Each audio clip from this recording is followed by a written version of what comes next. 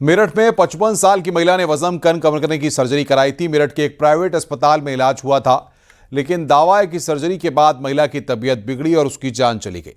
ये रिपोर्ट देखिए।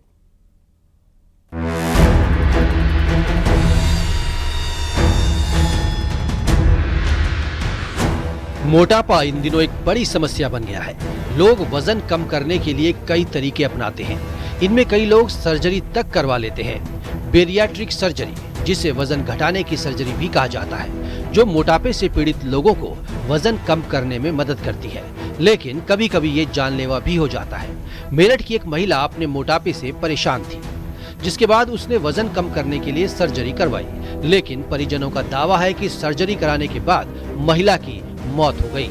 मृतक महिला रजनी गुप्ता की 11 जुलाई को सर्जरी हुई थी। एक्सरे में पता चला कि स्टिचिंग के बाद नस में लीकेज हुआ, जिससे बॉडी में इन्फेक्शन फैल गया और बाद में रजनी की मौत हो गई। घटना के बाद परिजनों ने अस्पताल में जमकर हंगामा किया और डॉक्टर पर लापरवाही का आरोप लगाया। हंगामे की सूचना पर सीओ मौके पर पहुंचे और कार्रवाई का आश्वासन देकर परिजनों को शांत किया। ऑपरेशन करने के बाद जब वो रूम में आई तो उसके पेट में दर्द था। 11 तारीख की रात को ही 12 तारीख को डॉक्टर साहब को कहा गया कि दर्द है। डॉक्टर साहब ने देखा, कभी यूनियन लगा रहे हैं, कभी कैथेटर लगा रहे हैं, कभी इंजेक्शन दे रहे हैं, लेकिन उन्होंने ये प्रयास नहीं कराया कि दर्द क्यों है। ये जब 13 तारीख को उसकी हालत ज्यादा खराब हो गई तो उसको आईसीयू में ले गए और वहां पे उसका एक्सरे कराया गया। जब एक्सरे हुआ तो एक्सरे में जिस जगह वो हाथ का ऑपरेशन करा था, हाथ काट के इन्होंने हाथ को छोटी कर दिया था। उसको जो उन्होंने बंधन लगाया था वो उसमें पेट के अंदर उस एक्सरे में 550 ग्राम फ्लूइड जमा हुआ आया। 55 साल की रजनी का वजन 120 किलोग्राम था।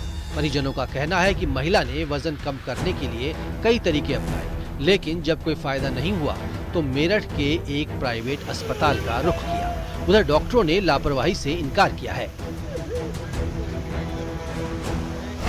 देखिए, थाना मेडिकल क्षेत्र में नीटिमा हॉस्पिटल में एक ऑपरेशन के दौरान डेथ हुई है। इसमें परिजनों का ऑपरेशन में लापरवाही का आरोप है। इस संबंध में उनके द्वारा तहरीर दी गई है। इसमें पोस्टमार्टम कराते हुए अग्रिम विधिक कार्रवाई की है। धरना प्रदर्शन कुछ कर रहे थे और उनका आरोप ये था कि चिकित्सा की लापरवाही से चलते उनके मरीज की मौत हुई है। तो शाम को ही खैर उस महिला का पोस्टमार्टम के लिए हम लोगों ने 3 सदस्यीय कमेटी से उसका पोस्टमार्टम करवाया था। बाकी उनको कहा था कि आप अपना आवेदन, प्रार्थना पत्र, जांच से संबंधित जो आपकी शिकायत है, क्या शिकायत है, वो पूरा डिटेल में लिख के सीएम ऑफिस में जमा कराएंगे। रजनी गुप्ता की मौत से उनके घर में गमगीन माहौल है। वहीं पुलिस और स्वास्थ्य अधिकारी मामले की जांच में जुटे हैं। जिले के आला स्वास्थ्य अधिकारी इस मामले की जांच में जुटे हैं। क्या सर्जरी कराने के किसी साइड इफेक्ट से उसकी मौत हुई है या फिर मौत की कोई और वजह है? महिला ने सपना देखा था कि उसकी इलाज के बाद अपना वजन घटा पाएगी और आम गृहिणियों की तरह अपना जीवन जी पाएगी, लेकिन उसकी मौत के साथ उसके सपनों की भी मौत हुई। फिलहाल जांच जारी है। कैमरामैन शिव सुदन के साथ न्यूज़ 18 के लिए निखिल अग्रवाल, मेरठ।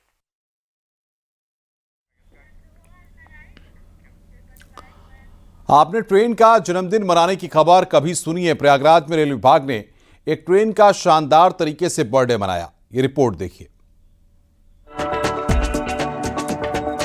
आप दोस्तों रिश्तेदारों की बर्थडे पार्टी में अक्सर जाते होंगे। इतना ही नहीं, कई लोग तो अपने पालतू जानवरों का बर्थडे भी मना रहे हैं। लेकिन क्या कभी आपने किसी ट्रेन के बर्थडे को मनाते देखा है?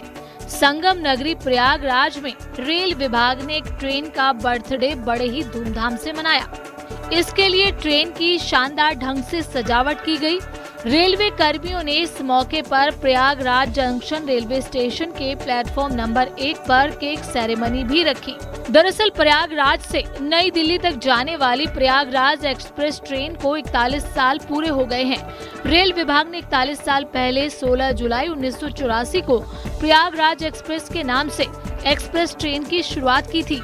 ये ट्रेन अपनी टाइमिंग और यात्रियों की सुविधा को लेकर इतनी लोकप्रिय हुई कि कुछ ही दिनों में इसे वीआईपी ट्रेन कहा जाने लगा।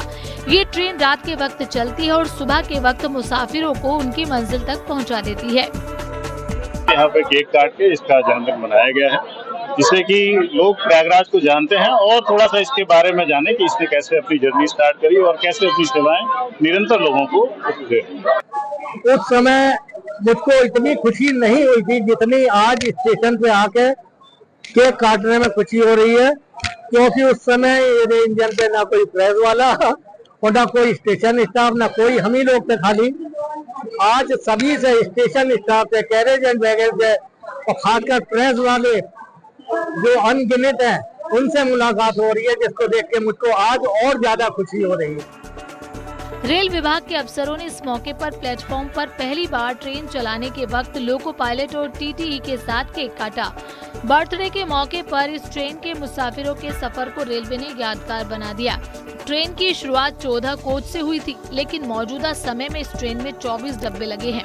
प्रयागराज से सर्वेश दुबे की report, news 18, UP Uttarakhand.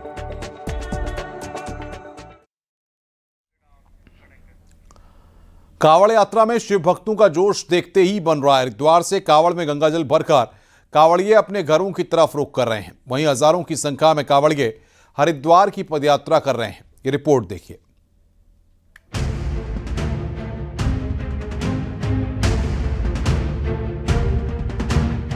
Kanwar यात्रा में अलग अलग रंग देखने को मिल रहे हैं। हापुड़ की सड़कें भगवा रंग से सराबोर हैं। हरिद्वार से दादी को कांवड़ पर बैठाकर पोता हापुड़ पहुंचा। कांवड़ के एक तरफ दादी को बैठाया, दूसरी तरफ गंगाजल से मटका भरा हुआ है। पुलिस प्रशासन ने भी शिव भक्तों पर फूल बरसाए।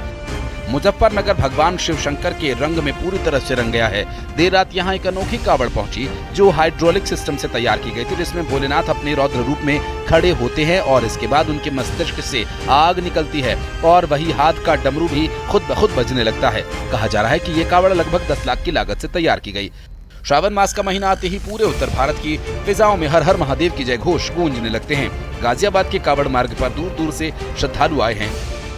बुलंदशहर पुलिस प्रशासन की ओर से गुलाब के फूलों से कांवड़ियों पर हर चौराहे पर पुष्प वर्षा की जा रही है। प्रशासन ने कांवड़ यात्रा को सुगम और सुरक्षित बनाने के लिए खास इंतजाम किए हैं। जगह जगह अस्थायी पुलिस चौकियां बनाई गई हैं। मेरठ में एक दिव्यांग हरिद्वार से कांवड़ लेकर पहुंचा। एक पैर के दम पर 270 किलोमीटर की यात्रा तय करेगा और इसकी शिव भक्ति देखकर हर कोई चकित है। उसने बताया कि हादसे के दौरान उसे अपना पैर गंवाना पड़ा। 10 को उठाई थी हरिद्वार से कांवड़। अच्छा। और आज 6 दिन हो गए हैं, यहाँ तक पहुँचे हैं। फरीदाबाद तक जाना है अभी। तो कितने किलोमीटर का सफर कर रहे हैं कुल? 270 किलोमीटर का। एक पैर आपका नहीं है? हाँ, एक पैर नहीं है, लेकिन जोश जज्बा वही है, भोले की शक्ति है, बाबा की दुआ है वो तो। मेरठ के कांवड़ मार्ग पर कांवड़ियों की एक ऐसी टोली मिली जिन्होंने बाइक को ऐसे डिजाइन किया कि बाइक को ही डीजे में बदल दिया। बाइक में बाकायदा म्यूजिक सिस्टम भी लगा है। अनाउंसमेंट के लिए माइक भी लगा हुआ है। अपने आप से लगाया हमने डीजे को, और हमारी एक श्रद्धा है कि हम गाना सुनते हुए जाए, गाना सुनते हुए आए। अच्छा। ये हमारी श्रद्धा। हमारा लौंडा भी है 10 साल का, ये भी जल उठाता है हर बार। तो हम लोग हर साल ऐसे ही जाते हैं। इस बार छोटा सेटअप है, नहीं तो और बड़ा सेटअप करके जाते हैं। मुजफ्फरनगर में एक कांवड़ पहुंची जिसमें मिनी डीजे लगाया गया था। 10 युवाओं की टोली हरिद्वार से गंगाजल लेकर अपनी यात्रा पूरी कर रही है। खासियत यही है, बड़े बाबा डीजे बंद हो रहे हैं ना, इसमें तुम छोटे डीजे लेके आए हैं। कितने लोगों की टीम है आप? 10 जने हम, 10 बंदे हम। अच्छा, कैसे आपने तैयार किया, इसके बारे में बताइए। बस मिलके सब इकट्ठे, हम सारे ने मिलके इकट्ठे तैयार कर 1 महीने में पूरा तैयार हो गया हमारा ये। अच्छा। हाँ जी, गाड़ी वाड़ी हम सबने खुद बनाया है घर पे ही। लेके आ रहे हो हर रोज? कितना किलोमीटर आप चल रहे हैं लेके? 200 किलोमीटर है गाजियाबाद से तो हरिद्वार तो। अच्छा। जी।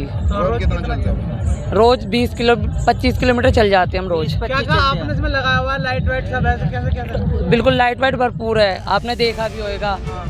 बुलंदशहर में कांवड़ यात्रा की तैयारी का जायजा लेने एसएसपी खुद सड़कों पर उतरे। बुलंदशहर पुलिस ने कांवड़ यात्रा को लेकर सुरक्षा के कड़े बंदोबस्त किए हुए हैं। श्रद्धालुओं की इतनी बड़ी संख्या होती है विभिन्न मार्गों पे कि वो 400 किलोमीटर से ऊपर की संख्या होती है। उसको लेकर के हमें कई मार्गों पर डिप्लॉयमेंट और कई क्रॉसिंग पड़ती है जहाँ डिप्लॉयमेंट कर व्यवस्था करना पड़ता है। सीसीटीवी कैमरों को ध्यान में रख करके हम लोगों ने बड़ी संख्या में मार्ग को कवर किया है। जो हमारे जलाशय हैं वहाँ से कवर किया है, जो शिवालय है वहाँ कवर किया है जहाँ से जलाभिषेक होगा। और अगर हम देखें तो लगभग 1200 से ऊपर की संख्या में अब तक हम लोगों ने कैमरे को स्थापित कर लिया है। नीले ड्रम का खौफ लोगों के जहन में अभी भी है, लेकिन लोगों के मन से ये डर निकल जाए, इसी को लेकर दिल्ली के 2 कांवड़िये नीले ड्रम में 121 लीटर गंगाजल लेकर हरिद्वार से बागपत पहुंचे। Bureau report, news 18 Uttar Pradesh Uttarakhand.